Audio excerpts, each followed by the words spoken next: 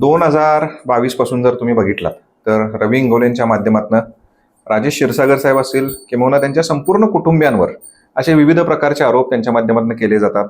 मग खास करून 2022 ते 2024 काळ असेलच, पण त्याचबरोबर 2024ची विधानसभेची निवडणूक देखील आपण बघितला असाल की अशाच पद्धतीनं व्हॉट्सअपच्या माध्यमातून लोकांची उत्सुकता निर्माण करण्याचा प्रयत्न केला. पेनड्राईव्हचं काहीतरी पेनड्राईव्ह वाटप करून काहीतरी क्षीरसागर साहेबांची बदनामी करण्याचा प्रयत्न केला. मग गेल्या 5-6 महिन्यापूर्वी झालेली महानगरपालिकेची देखील निवडणूक असेल, त्या निवडणुकीत देखील त्यांनी माझ्या बाबतीत असेल, वेगवेगळ्या ऑडिओ क्लिप्स असतील, वेगवेगळे पत्रकं असतील, माझ्या मतदारसंघात वाटण्याचा प्रयत्न केला. पण मी खास करून आपल्याला सांगू इच्छितो की या करवीर नगरीच्या जनतेचा विश्वास हा क्षीरसागर साहेब आणि आमच्या संपूर्ण कुटुंबियांवर आहेत.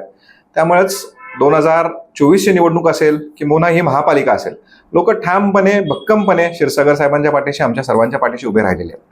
आणि मग असा जो त्याचे तो पत्रकार परिषदेचा जो विषय असेल, नक्कीच मी काही कायदेतज्ञांशी ह्या विषयात बोललेलो आहे. मग त्यांच्याकडनं जो काय मला सल्ला येईल त्या पद्धतीनं मी इथून पुढची दिशा माझी ठरवणार आहे.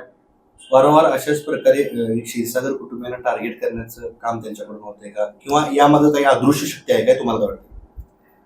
मला वाटतं त्याला काय फार मोठी किंमत द्यायची गरज नाही, कारण त्यानं निवडणुका बघितलेल्या आहेत. स्वतःच्या भावाचा देखील त्याला मतदारसंघात त्याला यश मिळालेलं नाही.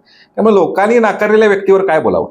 मी पुन्हा एकदा सांगतो की जे लोकांनी नाकारलेल्या व्यक्तींच्या बाबतीत मला फार काय बोलण्यात आनंद मिळणार नाही.